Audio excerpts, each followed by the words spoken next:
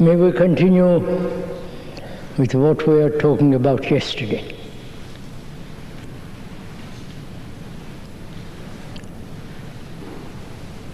We went into some length into the question of fear. Whether it's possible at all to be totally and completely free of fear. We pointed out the nature and the structure of fear, the contributory causes of fear. And we said that fear cannot be suppressed or transmuted or escaped from it. It is to be observed and to discern that the observer is the observed. The observer is not separate from fear. The observer, who is the past, with all the accumulated knowledge, he separates himself and thereby either suppresses fear, escapes from it, or tries to transcend it, go beyond it. All that implies conflict. And as we human beings have lived in conflict for thousands of years, we should consider together whether it is possible entirely to eliminate fear, conflict. And that is possible only when the observer realizes he is not separate from that which he is observing psychologically. Then the division between the observer and the observed disappears entirely. This is not just an idea, a cunning activity of thought. Observation has nothing to do with thought. To observe the whole movement of fear, the complexity of it, not come to it with any kind of motive or try to go beyond it, but just to observe it. And it's very important, it seems, that one has to learn, if you can use that word, and learning is not a matter of time here, to observe without the accumulated remembrances of the past. That requires a great deal of awareness. To be aware of the whole contributory causes of fear and the consequences of fear, and observe it as it grows, as it moves. And when there is no conflict, which can only take place when the observer realizes that which he is observing is himself, that the observer is the observed, then all energy which we have been dissipating in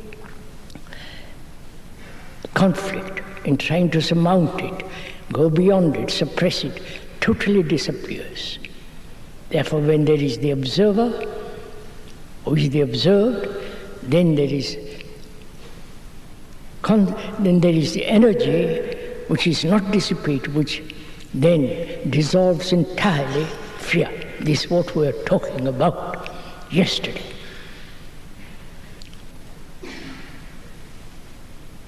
One listens to a lot of these ideas and draws a conclusion an abstraction of what one has heard, and that abstraction becomes a principle, an ideal, a thing to be achieved. Whereas if one listens without the abstraction taking place, just listens to the whole psychological movement of fear, not make an idea of it, but actually observe it, as one observes a marvelous mountain. I can't do anything about it. It is there. Similarly, to observe this whole nature of fear. And in that observation there is no dissipation of energy. And that hence the totality of that energy wipes away fear entirely. Either we hear all this, make an abstraction as an idea and pursue the idea, or without abstraction observe one's own fear, because most of us have all kinds of fears. You may have no fear at the moment sitting here in rather hot hall, but there is this fear, hidden or obvious. And where there is fear, there is all kinds of neurotic activity.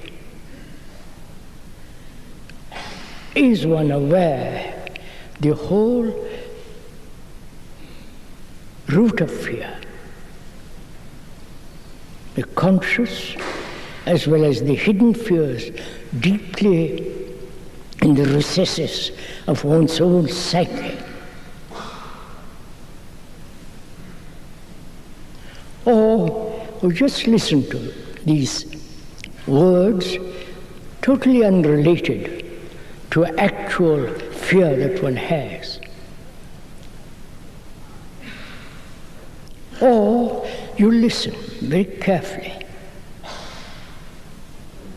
discover whether it is for oneself, whether it is false or true. And that very denial of the false, in which a great deal of energy is wasted, then you have that accumulated energy to dissipate fear. We said too yesterday that we talk about pleasure. Pleasure in various forms, pleasure of possessions, pleasure in becoming something, pleasure in all the sensory responses. But to understand the nature of pleasure, one must go into the nature and understand what is love.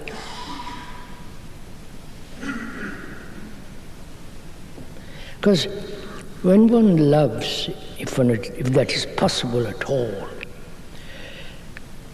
pleasure has quite a different meaning. It may not be necessary at all. So we ought to, together, as we said yesterday, in our conversation with each other, go into this very complex problem of what is love.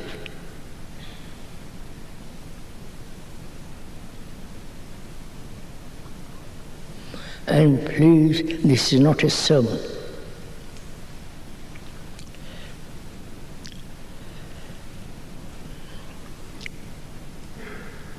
We have spoiled that word. We use it in so many ways. love of climbing a mountain, sexual love, love of achievement, love of power, position, status, love of something that gives you personal enjoyment, and so on. What is the difference between the thought that has created the pleasure of love and love itself?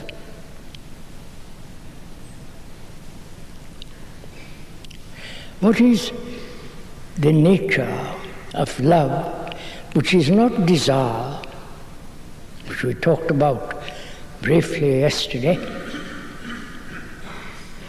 and love that is not pleasure?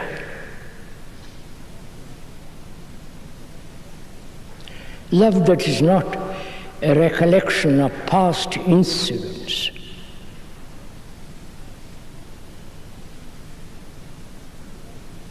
So one asks, is love desire? Is love pleasure, which is the remembrance of some happy events, sensory or psychological happenings? Is the remembrance of past events the pleasure that one derives from those events, and the cultivation of desire is all?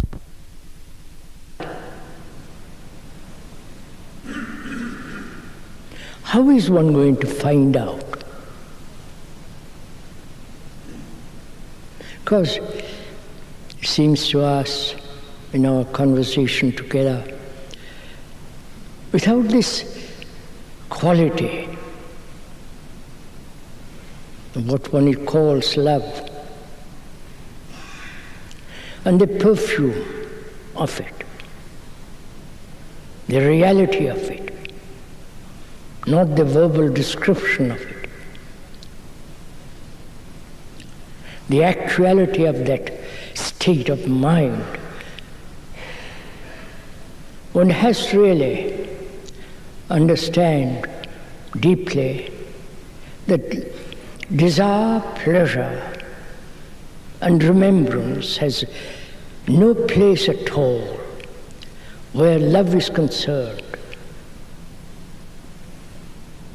Is that at all possible?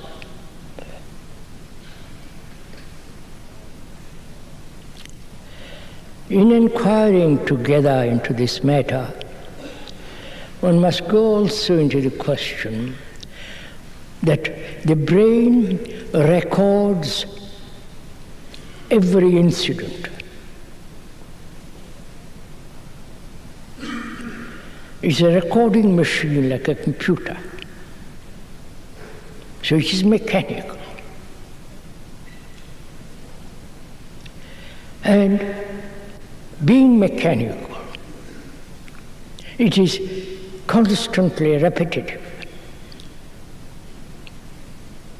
And our conditioning is to repeat a pleasure. Either it be sexual or other forms of pleasure.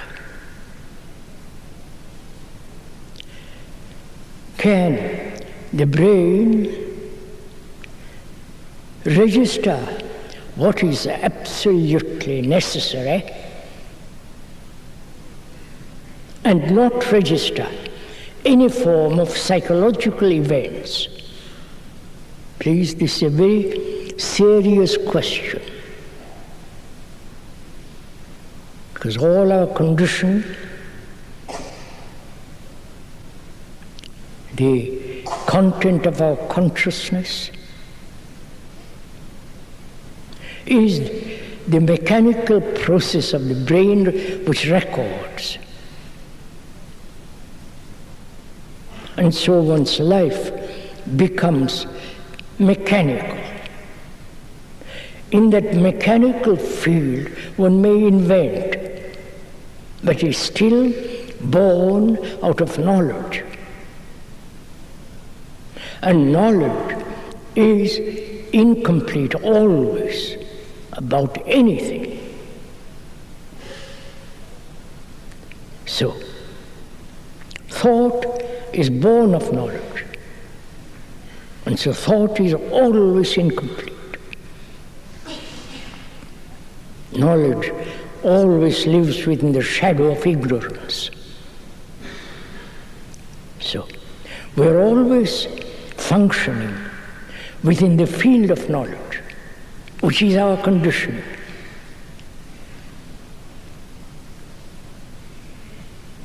Please, if one may point out, and one hesitates to point out, please don't just listen to all this as words, as ideas, but inquire with the speaker into the nature of one's repetitive mechanical mind, neither accepting or denying it, but closely, tentatively observing it. Observing your own quality of mind, of brain, how terribly conditioned it is, as the British, as the French, and so on, and also conditioned by the religious concepts, conditioned by the climate and so on, by tradition.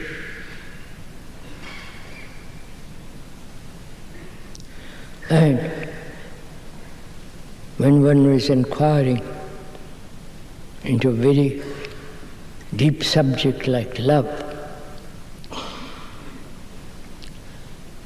it behoves us not to come to it with our conditioning.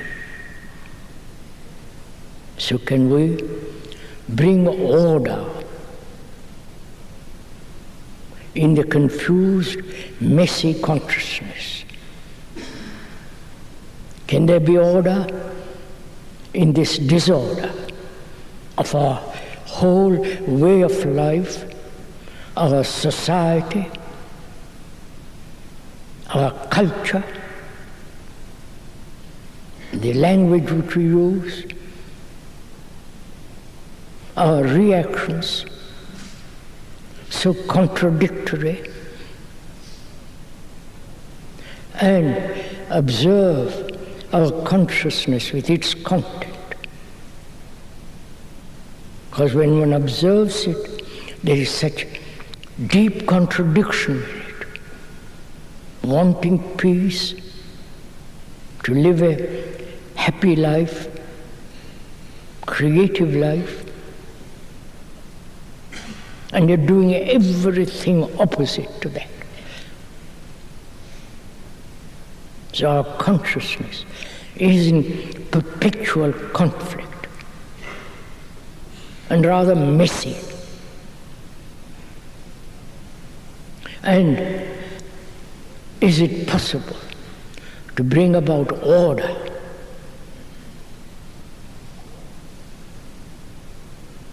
Because order is supreme virtue.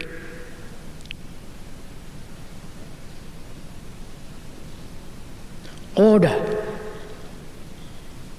is totally unrelated to disorder.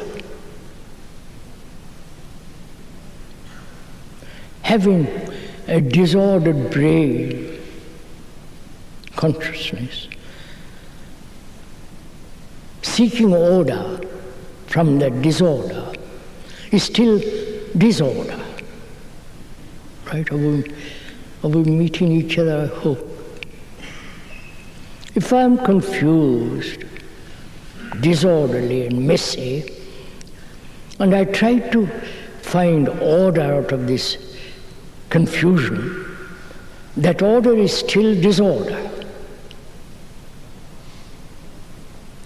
Order exists only when there is total ending of disorder. That is, disorder expresses itself in conflict, in contradiction, saying one thing and doing another, thinking one thing and act totally differently. As such, if one may use, without creating irritation in you, we are such hypocrites. And out of this disorder, we try to find order. So, can disorder end? Because when there is an ending to total disorder, there is supreme order. So one has to inquire into what is disorder, how it arises. I hope you're all interested in all this.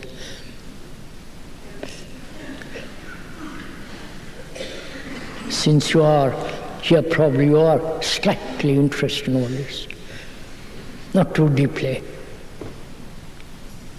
Probably it's such a lovely morning, you would like to go out and play golf. But since you are here, sitting in a hot place, uncomfortable, and so on, please do consider seriously all that the speaker is saying. Don't brush it off. Because the world is in complete disorder. The world is in a state of insanity. Talking about peace and killing each other. Talking about peace and selling armaments. All that's going on, which we talked about briefly yesterday. It's a very serious matter, not an entertainment. And our minds are used to entertainments. So please give your serious attention to all this, if you will.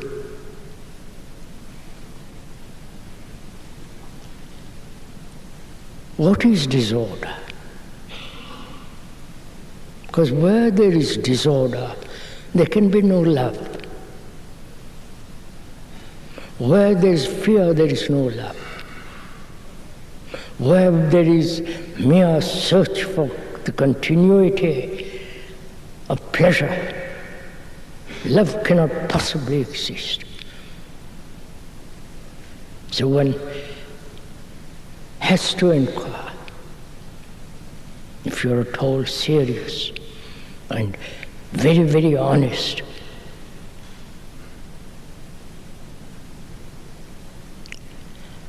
what is the nature of disorder? Why we live in such disorder?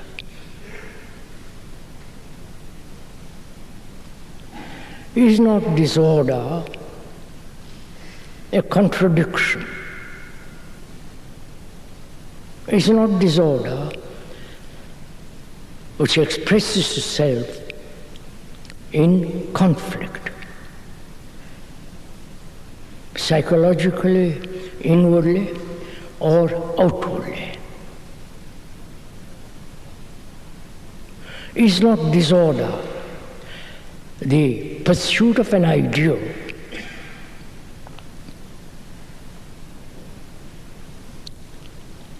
When one is confronted with the actual,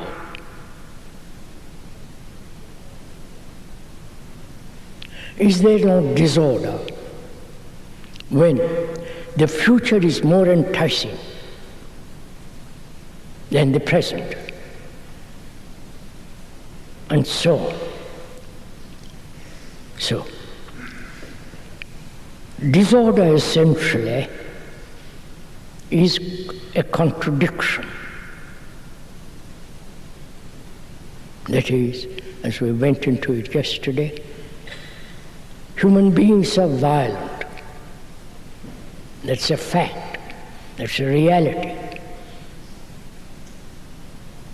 But the least possible challenge or hurt or considered honor, we are willing to kill another. We've had 2 terrible wars, and we are still pursuing wars. And we're still talking about peace. That's a contradiction, utter dishonesty.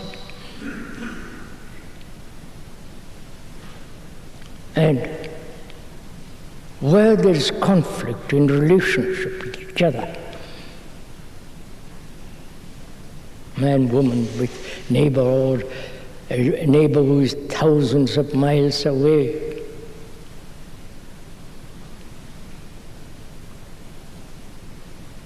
where there is conflict in our relationship, there must be disorder. To perceive that instantly, not rationalize it, discuss it, be clever about it, but to see the truth of it immediately. That there is only the fact, which is we are violent, and not try to become non-violent. While you are trying to become non-violent, you are being violent. Whereas if we face the fact that we are violent, inherited through various centuries, and inherited from the animal, and so on, so on, so on. You know, to see the false,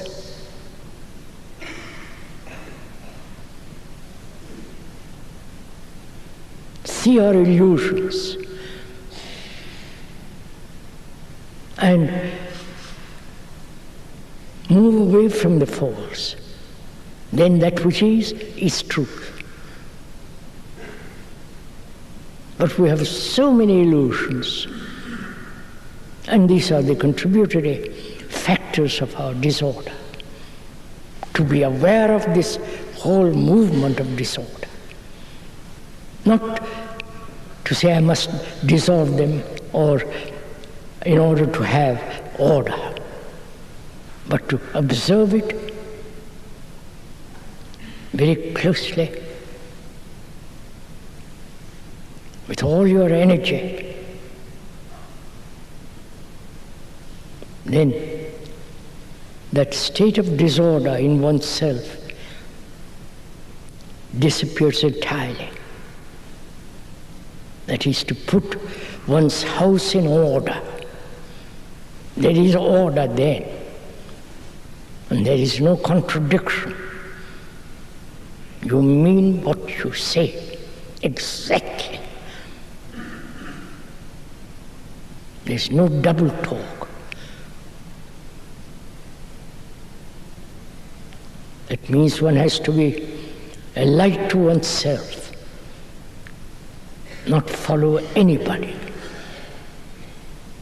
In the realm of the spirit, there is no authority.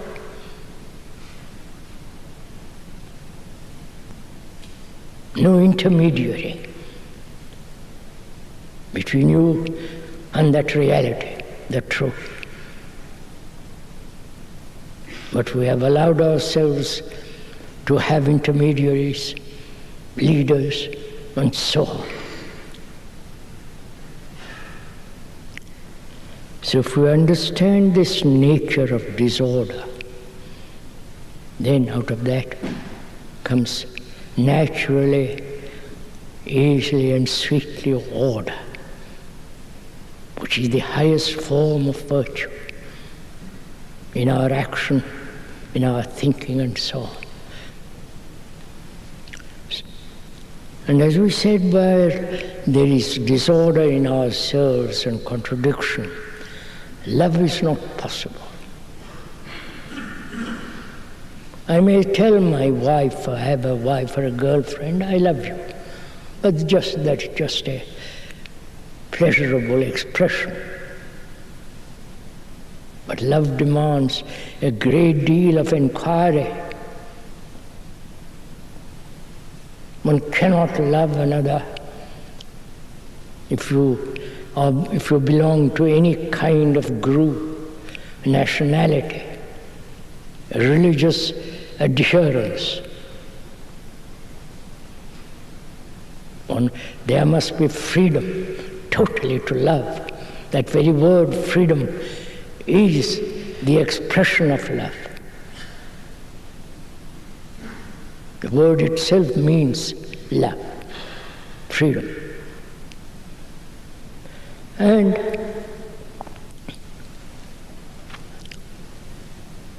without love there is no compassion. Social service, doing good, being kind, tender, generous, has nothing to do with compassion. That's only part of sympathy, natural expression, and so on. But compassion demands a great deal of intelligence.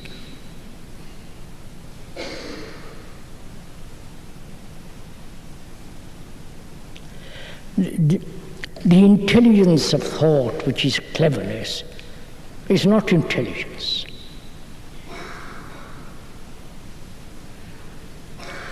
That supreme intelligence exists only where there is compassion, love, and order.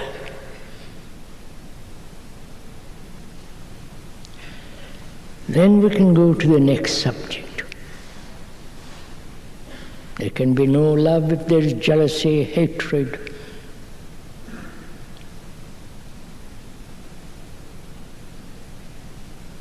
No sense of antagonism. How can you kill another if you really love? Whether for your country, for your interest, for God, or whatever it is, how can you kill another if you love? Please, this is all very serious. Do consider all this, because we are living in a world which is terribly dangerous, which has become dangerous, totally insecure. And without this quality of intelligence, born of compassion and love, we cannot bring about a totally different social order.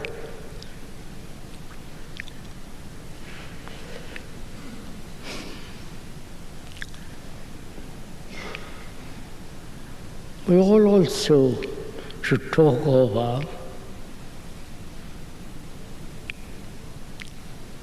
whether sorrow can end, and what is the relationship between love and sorrow.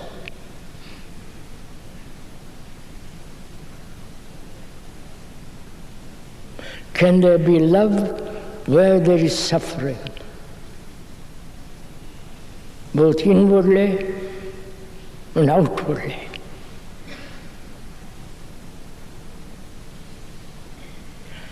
So we ought to talk over together whether it is possible to end suffering.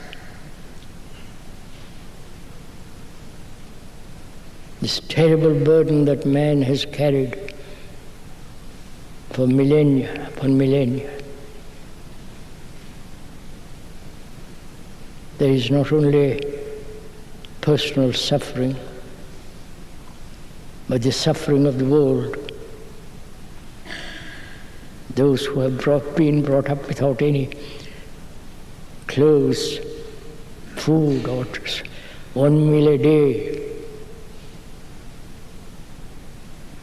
living in degradation, poverty. And these terrible wars. How many people have shed tears. And apparently we don't seem to learn from all this. We're still carrying on like primitive people, barbarians killing each other. So we ought to consider what is the relationship between love and sorrow.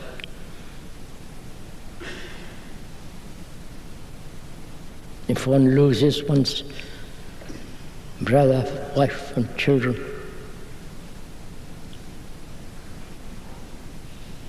so one is attached, and is attachment love?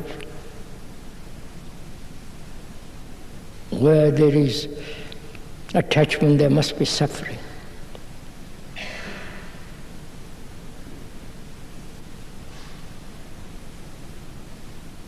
Attachment breeds fear, anxiety,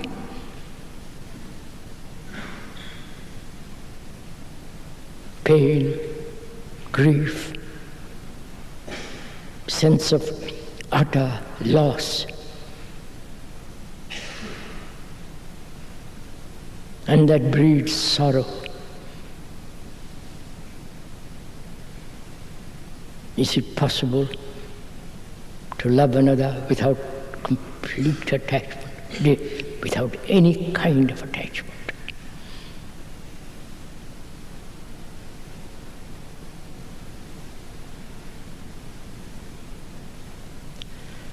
And if we do not go into this matter deeply for ourselves, talking about love has very little meaning.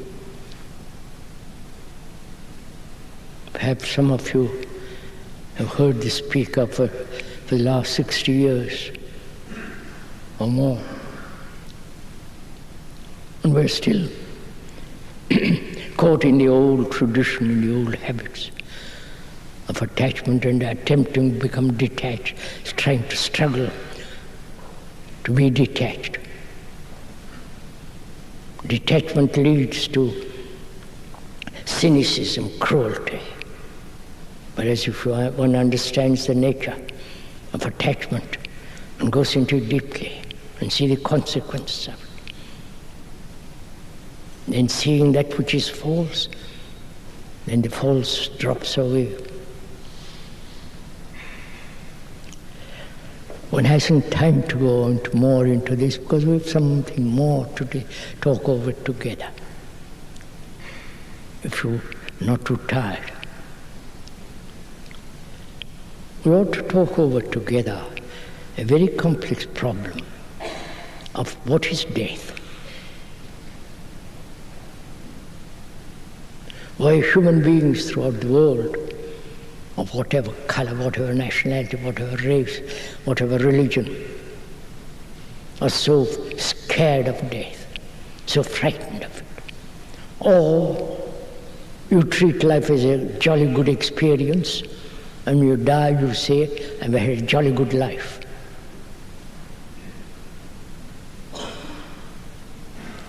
But those who are really quite serious in their intent to find out the whole meaning of death,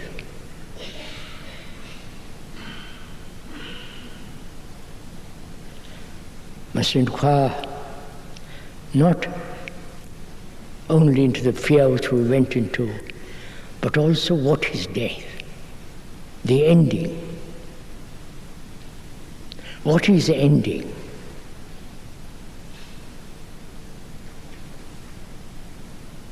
Why is one frightened so much if things end? I will lose my brother. He's dead, he's dying. And I'm attached to him, I like him, companionship and all the rest of it, or my wife or my sister or my girlfriend. And I'm afraid of losing, afraid of being utterly lonely.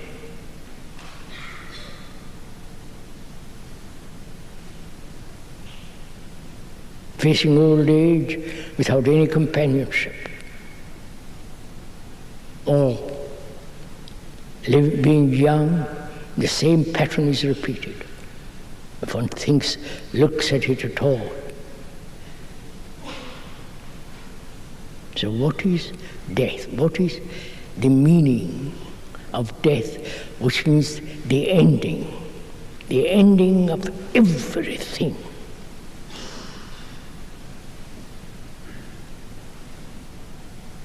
Ending of your possessions, ending of all your remembrances, ending all your attachments, ending of all the pleasurable or unhappy habits. So we ought to inquire not into what is death, but rather into what is the ending of the known.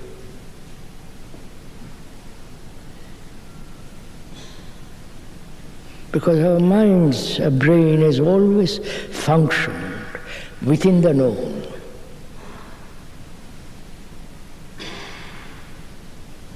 And when it is challenged, which is the ending of the known, which is death, it is scared, it is frightened, it shrivels up.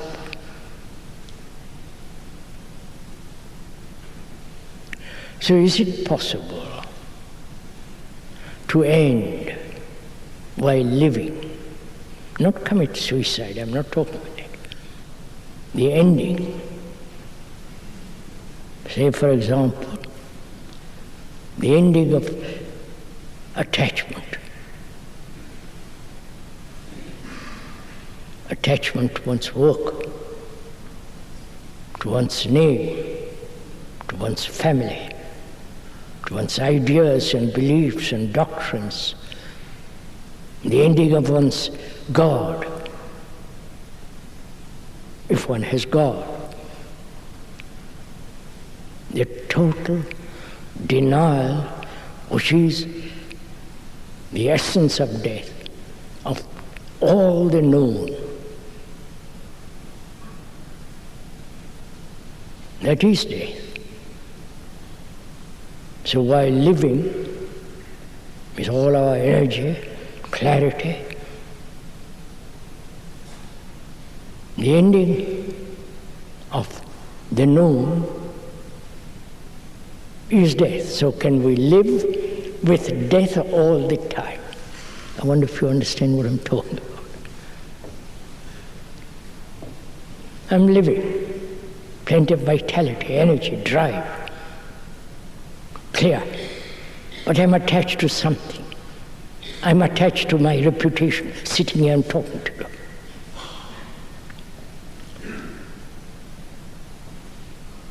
I'm attached to that. If I am, I'm not. But suppose I am.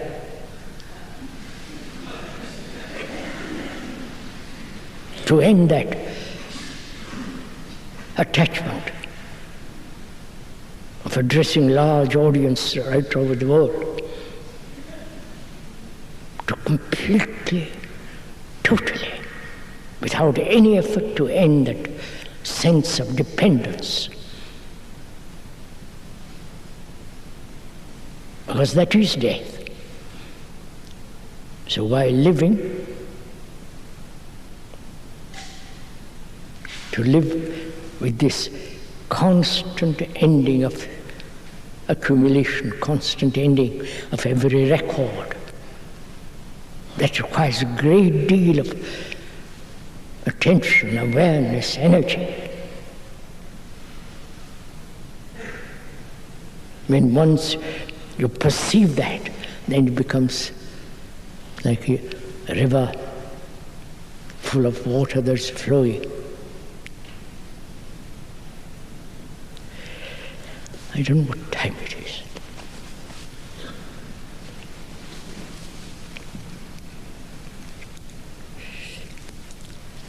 There's also, we should talk over together, if you're not too tired, into the question of religion, meditation, and if there is anything sacred.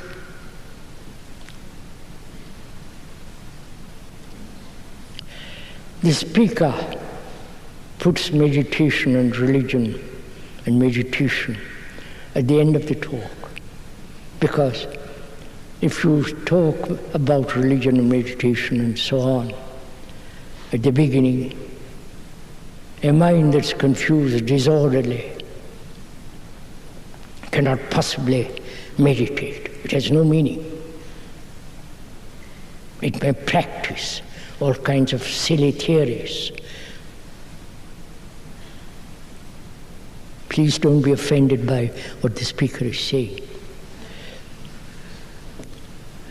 So we should consider what is a religious mind.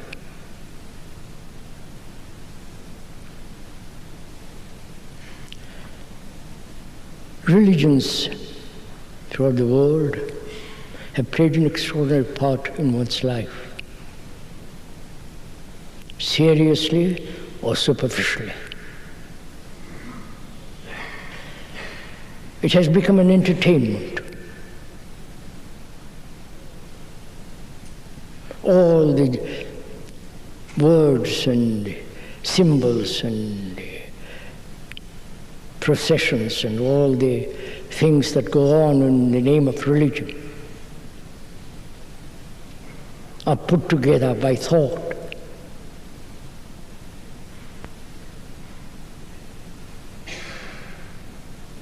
And thought, as we talked about the other day, yesterday and previously, is not sacred at all. It's yet merely a material process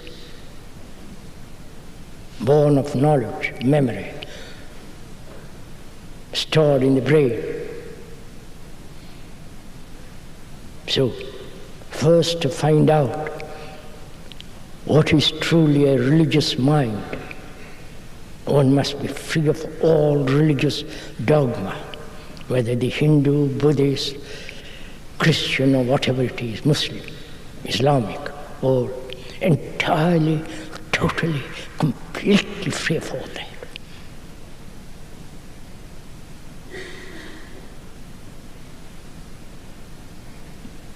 Because that's part of our conditioning. We've been programmed for 2,000 years as Christians, 3,000 to 5,000 years as Hindus, Buddhists, and so on.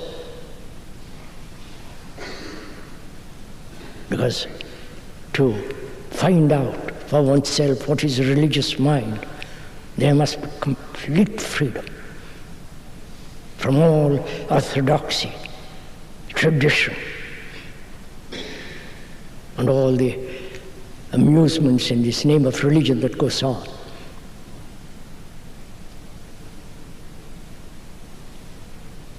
Because in those ideas, in those concepts, in the symbols, saviors, we have found security for a complex, miserable, confusing life. That's our safety escape from this. But when we have put order in our lives here now, then there is no fear. And a mind that is absolutely without a shadow of fear, psychologically, has that quality of a religious mind. And beliefs, whether Christian belief or Buddhist or Hindu or the belief of the Muslim, Why should we have beliefs at all? Belief in God. God is the invention of thought. Because God is the ultimate security.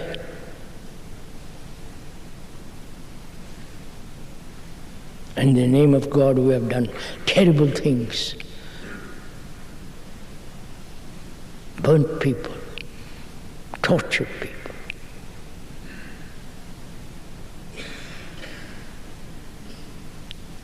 So one has to be free entirely of all belief and faith and dogma.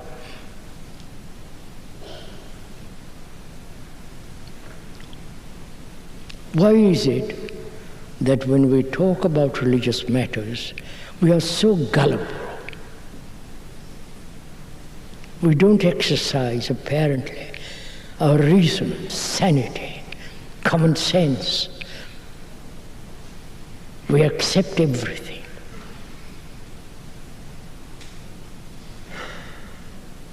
And skepticism and doubt is denied in the Christian world. In the Hindu and the Buddhist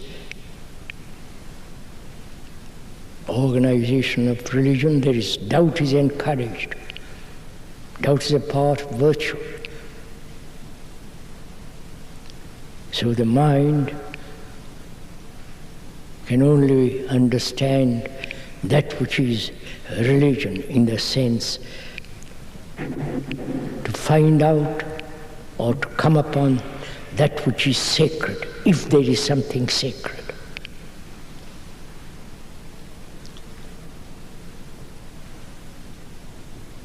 Because technological culture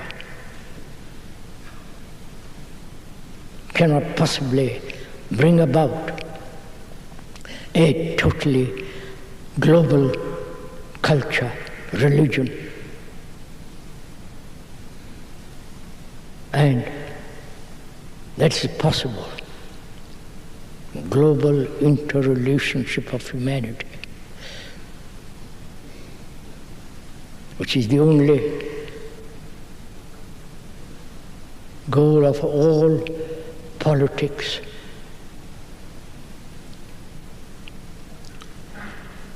And to come upon this, if there is anything sacred which thought has not invented, meditation is necessary.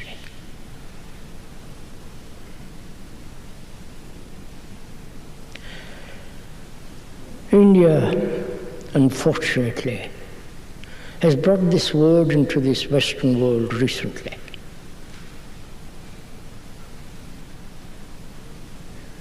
Christian world had its own contemplative order, contemplative state of mind.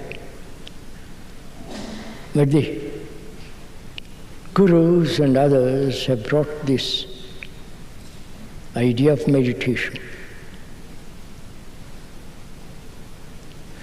And these people have invented or brought their old tradition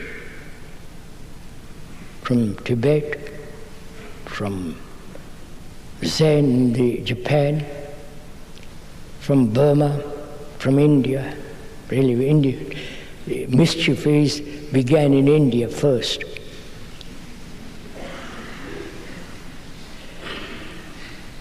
That meditation means you must practice something. Practice a method. Practice to be silent. Practice to be aware.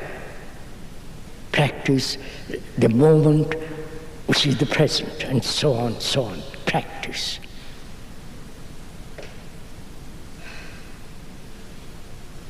When you are practicing something, you are being repetitive. If you are playing the piano and you are practicing, you may be practicing the wrong note. But here we think it's necessary to practice. Day after day, take a vow, being a monk, the whole business of, there's no time to go into all that. So we practice. The more you practice, the more your brain will become dull, obviously. Whether you are practicing various systems of meditation, which means your brain is becoming more and more mechanical. It's never free. And to find out or come upon that which is nameless, timeless, sacred, there must be complete freedom. Not brought about by desire, by thought, but by ending that which is not free, like attachment, like pursuit of pleasure, the self-fulfillment, self-centered activity, and so on. This demands great deal of inquiry, great deal of energy, perception, not only knowing oneself,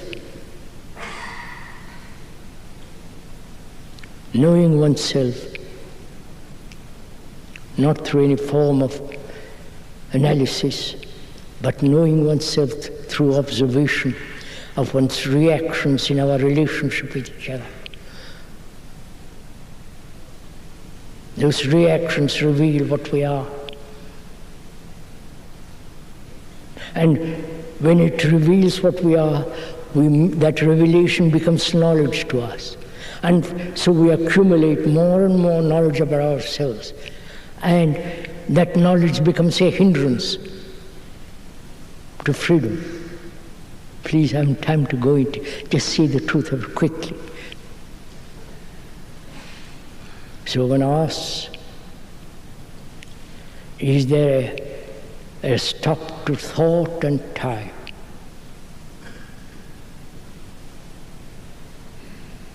Because if there is time, that is, if there is thought, there's perpetual occupation, as most of us are perpetually occupied, thinking about various things, chattering. The brain is never quiet,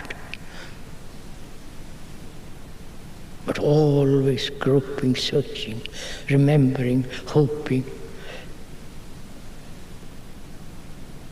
Such a mind, obviously, is never quiet.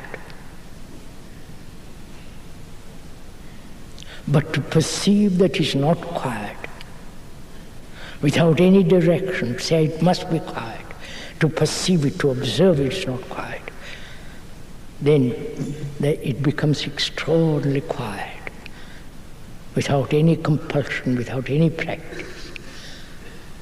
Which means one requires great sensitivity, attention, awareness. Only in that absolute silence of the mind, a silence which is not cultivated by thought. It isn't a silence between two noises or between two thoughts. Silence is not that. Silence demands total freedom from all self-centered activity and pursuit of pleasure and fear and so on. Only in that silence completely can there be that which is nameless.